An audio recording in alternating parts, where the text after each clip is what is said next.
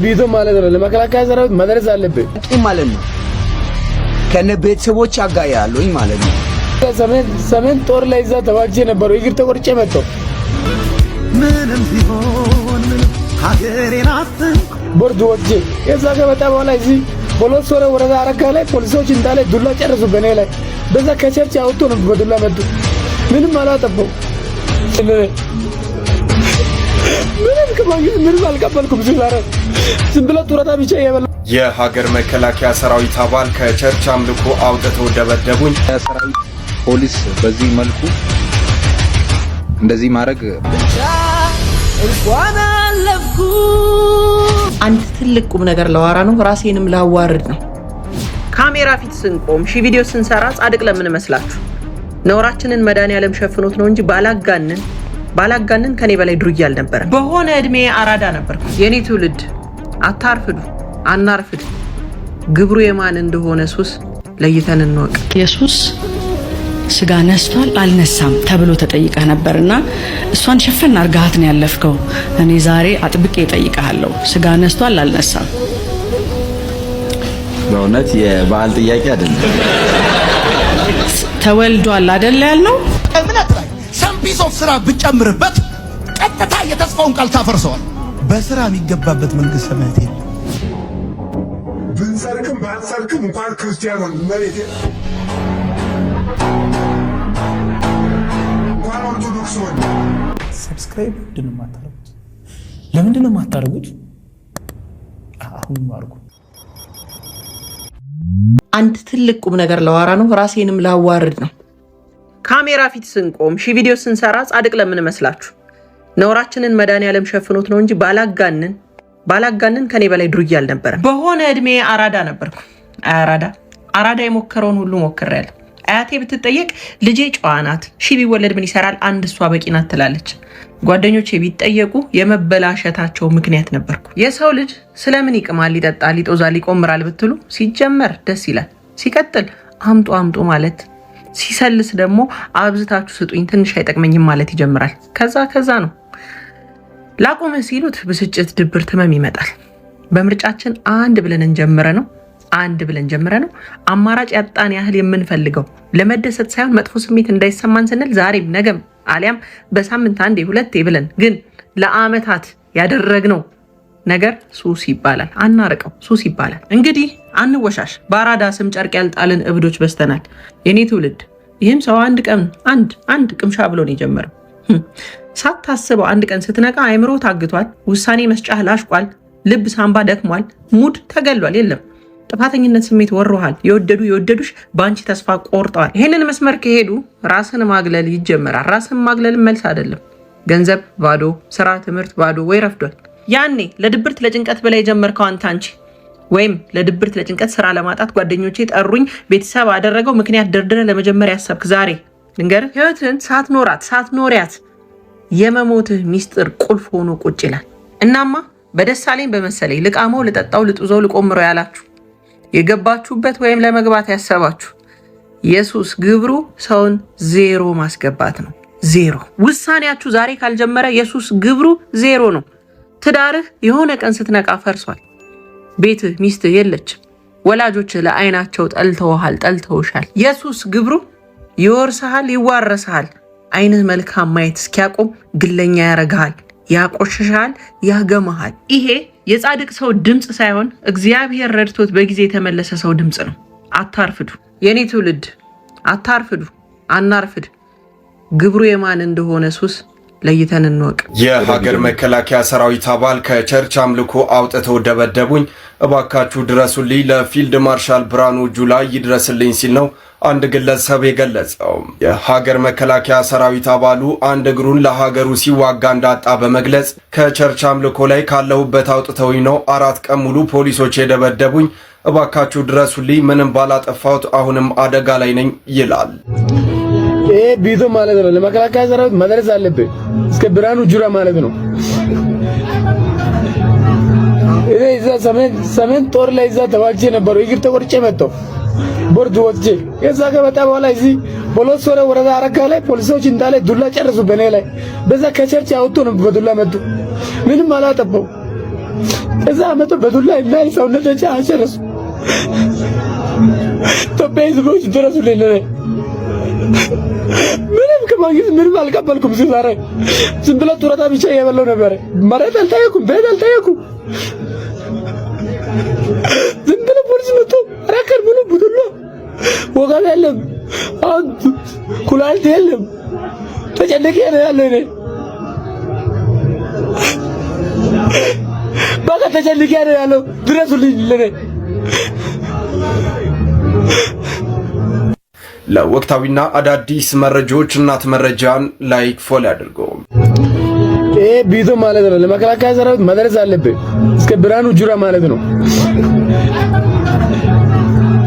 እዛ ሰሜን ጦር ላይ እዛ ተዋግቼ ነበሩ። እግር ተቆርጬ መጣሁ ቦርድ ወጥቼ። ከዛ ከመጣ በኋላ እዚህ ቦሎሶሬ ወረዳ አረካ ላይ ፖሊሶች እንዳለ ዱላ ጨረሱ በኔ ላይ። በዛ ከቸርች አውጥቶ ነው በዱላ መጡ። ምንም አላጠባው።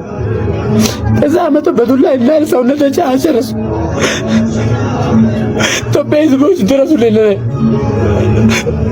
ምንም ከማግኘት ምንም አልቀበልኩም። ሲዛሬ ዝም ብሎ ጡረታ ብቻ እየበላሁ ነበር። መሬት አልጠየኩም፣ ቤት አልጠየኩም።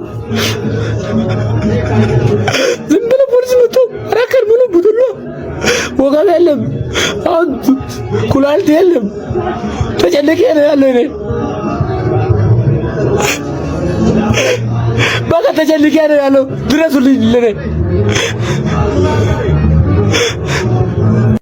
ይሄ ቪዲዮ ማለት ነው ለመከላከያ ሰራዊት መድረስ አለበት፣ እስከ ብርሃኑ ጁላ ማለት ነው። የምር በጣም ነው የምታሳፍሩት። በጣም አንድ ጡሪታ የወጣ የመከላከያ ሰራዊት ፖሊስ በዚህ መልኩ እንደዚህ ማድረግ በጣም ነው የሚያሳፍረው። የምር በጣም ይሄን ያደረከ ግለሰብ ብዙሃንን ባይመለከትም በጣም ነው የምታሳፍረው።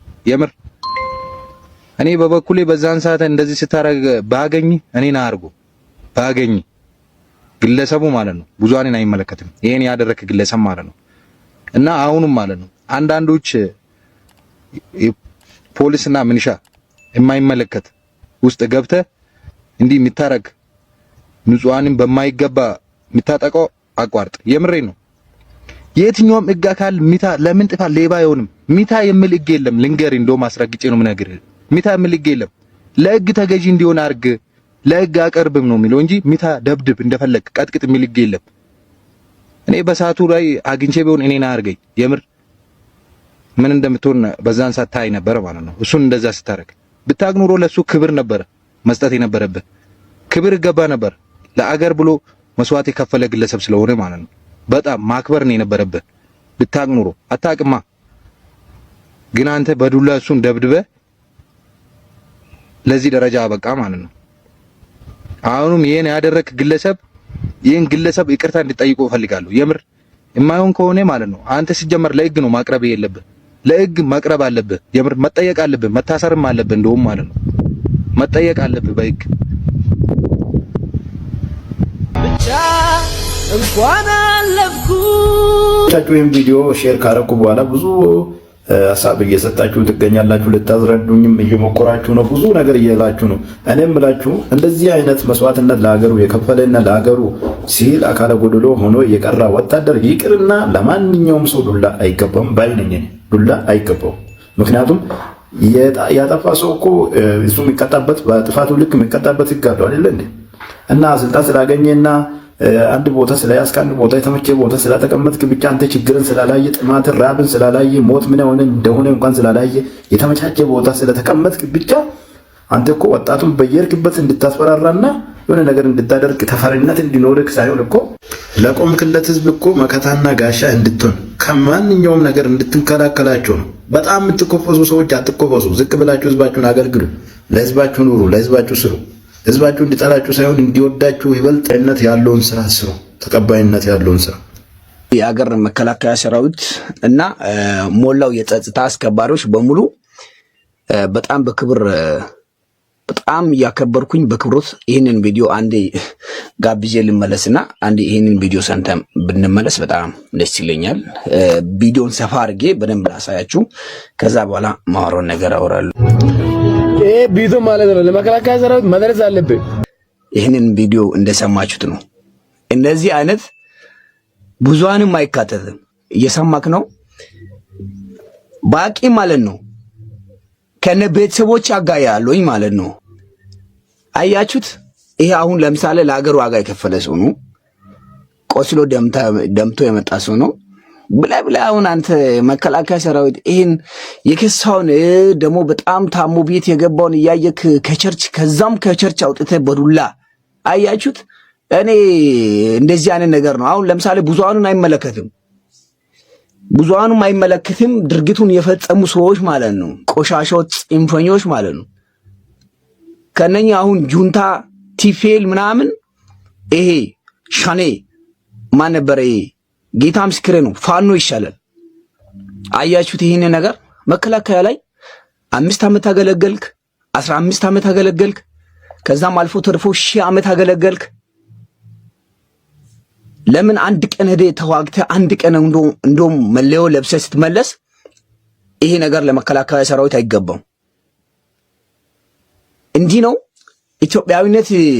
ሰብስቦ ተደራጅቶ ሰውን መምታት ነው፣ በዱላ መቀጥቀጥ ነው። ምታ ብሎ አንተን ያሰለጠነ መንግስት፣ የናንተ መንግስት ከኛ መንግስት፣ የናንተ አንቀጽ ከኛ አንቀጽ ይለያል። እሱ እንደፈለገ ቢያበላሽ በህጉ አንቀጽ በህጉ መሰረት ለመጠየቅ ለህግ ማቅረብ አለባችሁ እንጂ በዱላ ሰብስባችሁ መምታት ኩላሊት እስከሚጎዳ ድረስ። ይሄንን እስቲ እንዴት ብሎ ነው አሁን መከላከያ ላይ ያለ ሰው ይሄን እያየ ነገ ተጎድቶ መውጣ ሰው እንዴት ብሎ ነው አገር የምንጠብቀው? እንዴት ብሎ ነው አገር የምንጠብቀው? ለዚህ ነው ተዋደቅን ያለነው፣ ለዚህ ነው የሞተን ያለነው። ተልኮ ካለበት ያ ሰው በህግ መጠየቅ አለበት። ኖርማል ማለት ነው። ይቅርታ ምናምን ልጁ መጠየቅ ሳይሆን ኖርማል ይሄ ሰው መታሰር አለበት። ወዲያኑ ፍርድ ማግኘት አለበት ማለት ነው። ኢየሱስ ስጋ ነስቷል አልነሳም ተብሎ ተጠይቀህ ነበርና እሷን ሸፈን አርጋት ነው ያለፍከው። እኔ ዛሬ አጥብቄ እጠይቅሃለሁ፣ ስጋ ነስቷል አልነሳም? በእውነት የበዓል ጥያቄ አይደለም። ተወልዷል አይደል ያልነው? አይ እኔ እናገራለሁ። አዎ ምንም መጽሐፍ ቅዱስ ላይ በጣም የተሰመረ እንዲና እንዲያ ነው የሚል ጥቅስ የለም። ስጋ ነስቷልም ስጋ አልነሳምም የሚል ጥቅስ የለም። ግን ሲስተማቲካሊ መጽሐፍ ቅዱሱን ወንጌላትንም ሌሎች መልእክታቶችንም አብረን ስናጠና ከጌታ ከኢየሱስ ክርስቶስ ፍጹም ሰውነት ጋር የተያያዘ ስለሆነ በመለኮትነቱ ሰውነትን ሲጨምር ስጋ ነስቷል የሚለውን ትምህርት ነው ሞር አዳብረን የምንይዘው። ወደዚያ ያዘነብናል። እሱ ነው አደባበሽ የማልፈው። ብዙ ጊዜ ምንድነው በጣም ክሊር የሆነ የተሰመረ ነገር ስለማይኖረው እንዲህ ነው። ኮንትሮቨርሻል ነው ጉዳዩ። አንዳንዴም ብንለውም ባንለውም ሄዶ ዲቤት ነው የሚፈጥረው። በዓለም ዙሪያ ያላችሁ ኦርቶዶክሳውያን ክርስቲያኖች ሁላችሁንም ሰላም ብያለሁ። ይህንን ቪዲዮ ሼር፣ ዱዊት፣ ኮፒ ሊንክ አድርጉልኝ። በተቻላችሁ መጠን ይህንን ቪዲዮ አካውንቱ እንደ ድሮ ስላልሆነ ሁላችሁም 5 ጊዜ ኮፒ ሊንክ አድርጉልኝ በተቻላችሁ መጠን። ይህንን ቪዲዮ ሰምታችሁታል፣ የነቢይ ጥላሁንን ቪዲዮና እኔ በጣም የሚገርመኝ ነገር ብዙ ሰዎች ነቢይ ጥላ ይመቸኛል፣ የነቢይ ጥላ ትምህርት እንዴት እንደሚመቸኝ እንዴት ምናምን ብሎ ብዙ ጊዜ እና በጣም ነው ማዝን ነው። ነቢይ ጥላሁን ስለ ክርስቶስ ኢየሱስ ስጋ መንሳቱ ሲጠየቅ ምን አለ? መጽሐፍ ቅዱስ ሞር ወደዛ ያዘነብላል ነው የቤተ ክርስቲያኑን ዶክትሪን የመሰረተው ወይም የቸርቹን ዶክትሪን የመሰረተው። በዚህ ጋር የተያዘ ኡጋንዳዎች ፕሬዝዳንቱ እንደዚህ አድርጓል። ምን አድርጓል? 400 የሚያክሉ ቸርቾችን ዘግቷል። ለምን ዘጋ? እናንተ ትምህርቱን ሳይሆን ወደ ገንዘቡ ስለገባችሁ ብሎ ዘግቷል። ኢትዮጵያ ውስጥ ቢዘጋ ኖሮ የመጀመሪያው የሚዘጋው የማን ነው ብትሉኝ የነቢይ ጥላሁን ቸርች ነው። ለምን ቢባል ክርስቶስ ኢየሱስ ስጋ መንሳቱን በአግባቡ እንኳን መጽሐፍ ቅዱስ ላይ ምን ላይ እንዳለ አያውቀው። ሲያወራ ዕብራውያን 7 ላይ ያለውን ዘሎ ነው የሚያወራው። ዕብራውያን 2 ላይስ ምን ብሎ እንደተጻፈ ያውቀዋል። ክርስቶስ ኢየሱስ ስጋን ነስቷል ብላ ቤተክርስቲያን ስታስተምር መጽሐፍ ቅዱሳዊ የሆነ ምን አለ? አውድም መጽሐፍ ቅዱሳዊ የሆነም ደግሞ ጥቅስ አለ። ይህም በነገራችን ላይ ዕብራውያን ምዕራፍ 2 ቁጥር 14 እስከ 16 ያለውን አነበዋለሁ። አንድ ጊዜ ተከታተሉኝ። እንግዲህ በልጁ በሥጋ በደም ስለሚካፈል እርሱም ደግሞ በሞት ላይ ሥልጣን ያለው በሞት እንዲሽር ይኸውም ዲያብሎስ ነው። በሕይወታቸውም ሁሉ ስለ ሞት ፍርሃት በባርነት ይታሰሩ የነበሩት ሁሉ ነፃ እንዲወጣ በሥጋ በደምም እንዲሁ ተካፈለ። ደግመዋለሁ፣ ጫፍ ላይ ያለችዋን በሥጋም በደምም እንዲሁ ተካፈለ። የአብርሃም ዘር ይዟል እንጂ የያዘው የመላእክትን አይደለም። ስለዚህ ክርስቶስ ኢየሱስ ከድንግል ማርያም ሥጋን ምን ብሏል? ነስቷል። የማንን ዘርን ያዘ? የአብርሃምን ዘርን ያዘው፣ የመላእክትን ዘርን አልያዘም። ስለዚህ ከእናታችን ቅድስት ድንግል ማርያም ሥጋን ምን ብሏል? ተካፍሏል፣ ነስቷል። ይሄ መጽሐፍ ቅዱስ ላይ ዕብራውያን 2 ከ14 እስከ 16 ያለው ነው ማለት ነው። ጴንጤዎች ግን ነሳ የሚለው ያመዝናል ነው ቤተክርስቲያናቸውን ዶክትሪን የሚመሰርቱት። ቤተክርስቲያን ግን እንደዛ አይደለም። 4 ነጥብ ረገጥ አርጋ ነው ኦርቶዶክስ ተዋሕዶ የምታስተምረውና እባካችሁ ሳታውቁ ሳትታለሉ ከዚህ ሰው ጋር ህብረት እያደረጋችሁ ያላችሁ በአንድም በሌላም ንግግሩ ይሄ ከብልጽግና ወይም ደግሞ ትበላለህ፣ ትጠጣለህ፣ ትከንፋለህ ከሚል ጋር ሐሳብ ጋር የሚሄድ ስለሆነ ምድራዊ አጀንዳ ስላለበት በንግግሩ ተወስዳችሁ ያላችሁ ሰዎች ካላችሁ እባካችሁ ማምለጥ ይሁንላችሁ፣ መንቃት ይሁንላችሁ። ኦርቶዶክስ ተዋሕዶ ለዘላለም ጸንታ ትኑር። ይህ የቤተ ክርስቲያን አስተምህሮ ነው። ክርስቶስ ኢየሱስ ከድንግል ማርያም ሥጋን ነስቷል ብላ ታምናለች። ፕሮቴስታንቶች ግን ያመዝናል ነው የሚሉት። ይህንን ሰው የምትከተሉ ሰዎች ተጠንቀቁ። ኦርቶዶክስ ተዋሕዶ ለዘላለም ትኑር። አሜን። እምነት ላይ ሰም ፒስ ኦፍ ስራ ብጨምርበት ቀጥታ የተስፋውን ቃል ታፈርሰዋል። በስራ የሚገባበት መንግስት ሰማያት የለም። የዘላለም ሕይወት የለም። የዘላለም ሕይወትን መውረስ በስራ ሳይሆን በልጅነት ነው። ልጅነት ደግሞ ኢየሱስን አምኖ በመቀበል ነው። እንደፈለግን እንኑር አንኖርም እና የፍቅር ዕዳ አለብን። ወተት ላይ ትንሽ ቡና ጠብ ብታረግ የወተትነቱን ጣም ቀይሮ ወተትም ቡናም አይደለም፣ ወተት በቡና ነው። በእምነት ብቻ የምትገባበት መንግስተ ሰማያት በጭራሽ የለም። ኢየሱስም ይሄንን መንግስተ ሰማያት አልሰራው። ሰላም ኦርቶዶክስ ያላችሁ እግዚአብሔር ይመስገን፣ እኔ እጅግ በጣም ደህና ነኝ። ለዚህ ለመናፍቅ ለአንዴና ለመጨረሻ ጊዜ የማያዳግም መልስ እንሰጣለን፣ ለዚህ ቪዲዮ ማለት ነው። እምነት ብቻ ነው እንጂ የሚያስገባ ስራ በጭራሽ አያስፈልግም ላለበት መጽሐፍ ቅዱስ ደግሞ እንዴት እንደሚያስተምር ኢየሱስ ክርስቶስ እንዴት እንደተናገረ ስለ ስራ ቁልጭ አገር እናስቀምጣለን። ይሄ ሰውዬ መጽሐፍ ቅዱስን ክዶ ኢየሱስን ክዶ የሚሰብከው ግን ስለሌላ ኢየሱስ ብቻ እንጂ መጽሐፍ ቅዱስ ላይ የተጻፈውን ኢየሱስን አይደለም። ምክንያቱም መጽሐፍ ቅዱስ ላይ የተጻፈው ኢየሱስ ምን እንዳስተማረ በወንጌል ላይ ምን አድርጉ እንዳለ እንዴት ስራ መስራት እንዳለብን መጽሐፍ ቅዱስ ይናገራል። እርሱን ደግሞ ኢየሱስ ክርስቶስ ከተናገረው ጀምረን እስከ መልእክታት እንሄድበታለን ማለት ነው። የመጀመሪያ የምንመለከተው የሉቃስ ወንጌል ምዕራፍ 10 ቁጥር 25 እስከ ቁጥር 37 ያለውን የምንመለከተው። ይሄውም በጥቅሉ የሚናገረው አንድ ሕግ አዋቂ ሰው ወደ ኢየሱስ ክርስቶስ መጥቶ የዘላለም ሕይወት እንዳገኝ ምን ላድርግ ብሎ ጠየቀው። ኢየሱስ ክርስቶስ ምን አለው? በሕግ የተጻፈውን ታውቃለህ፣ እንዴት ታነባለህ አለው። ይሄም ሰው እግዚአብሔር ጌታ አምላክን በፍጹም ነፍስ፣ በፍጹም ኃይል፣ በፍጹም ሐሳብ ውደድ፣ ባልንጀራንም እንደራስ ውደድ ተብሎ ተጽፏል አለው። ደግ ተናገረህ አለው። ይሄ ሰው ግን ራሱ ማጽደቅ ፈልጎ ስለነበረ ኢየሱስ ክርስቶስ ምን አለው? አንድ ሰው ከኢየሩሳሌም ወደ ኢያሪኮ ሲወርድ በወንበዴዎች እጅ ወደቀ፣ ቀጠቀጡት ይላል። ከዚያም በኋላ አንድ ካህን መጣና አይቶት አለፈው። አሁንም አንድ ሌዋዊ መጣና አይቶት አለፈ።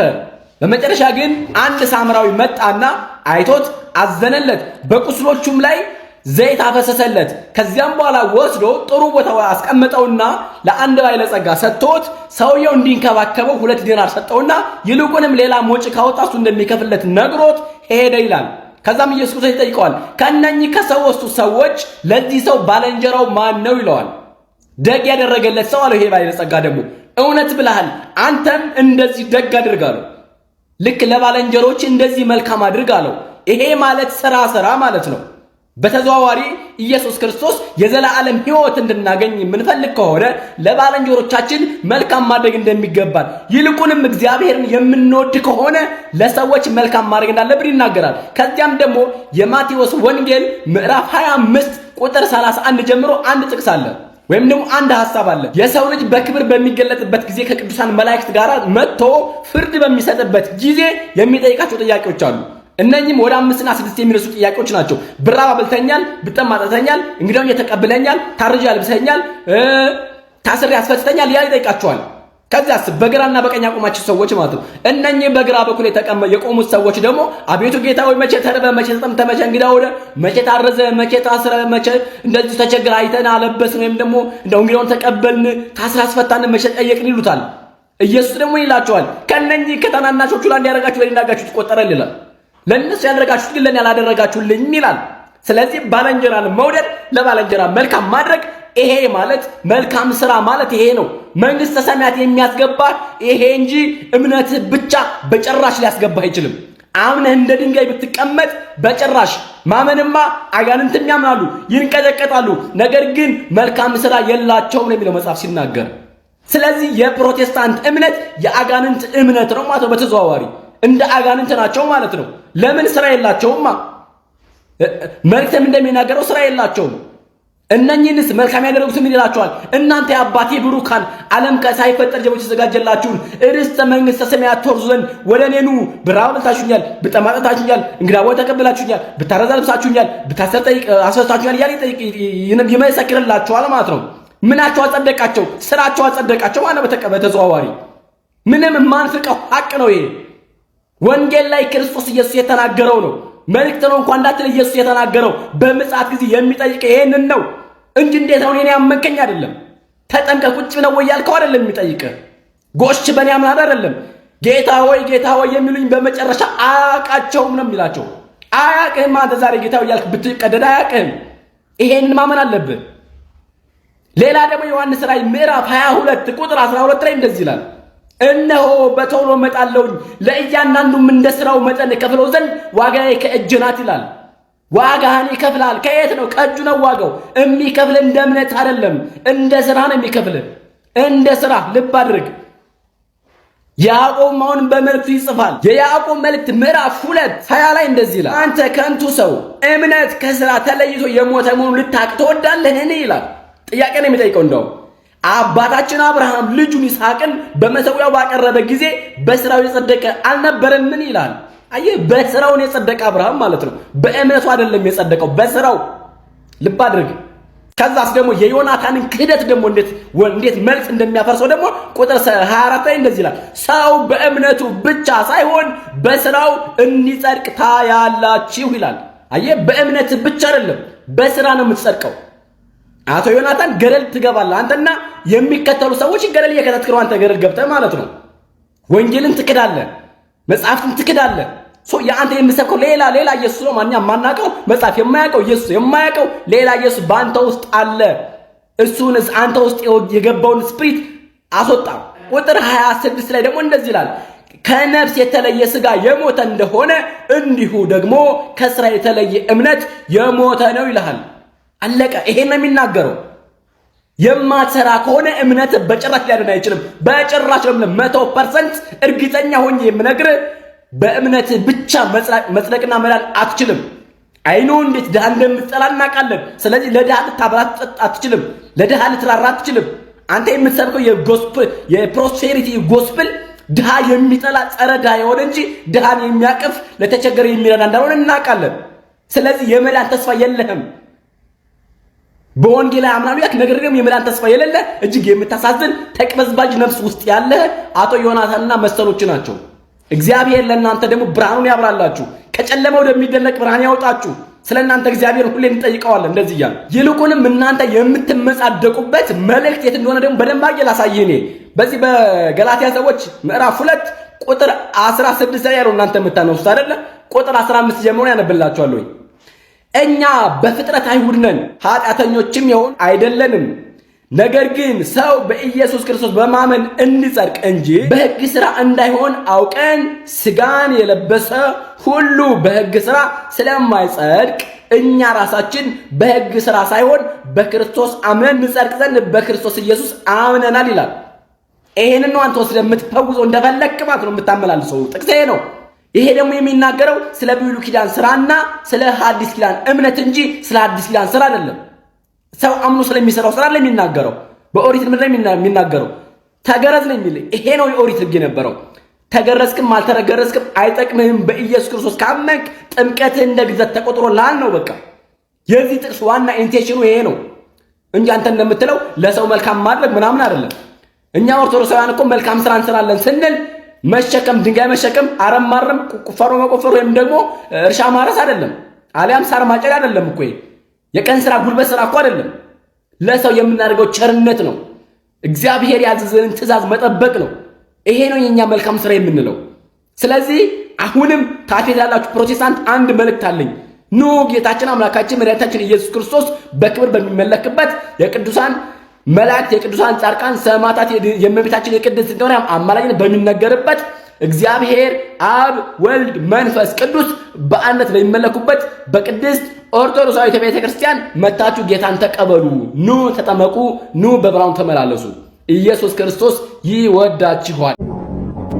ብንሰርቅም ባንሰርቅም እንኳን ክርስቲያኑን መሬት እንኳን ኦርቶዶክስ ሆነ